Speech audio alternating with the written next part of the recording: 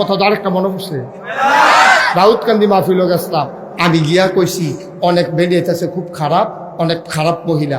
এক বুড়া বেড়া ফাল দেখে রেখে হুজুর আমরা ঘর হয়ে আছি। আমি আপনারা কইছি আপনার ঘর আছে, এটা কইতেন আপনার যা ভাই যেতেন না, যা আপনার ভাই যাবেন না, যা তো এই কথা কইয়া ভাই যা আমার পাগলে পেয়েছে কাছে জিয়ের বাড়ি আছে, রাইতে থাকতাম পারতাম না, কালাম তাই কই আইছি। আজ যা কোনো বাইক যেতাম পারতাম না, এমনি তো গরম, আজ যা ভারী অসম।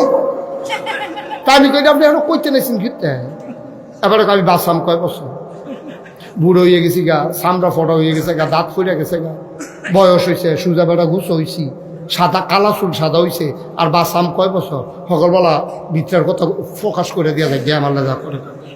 ধর এটি কইতেন গেছেন ঘুরতে, হুজুর আর ভিতরে রাম কত, তাই আমার আংরা বানাই রয়েছে। থাক আসেন এরম অসুখ বেরিয়ে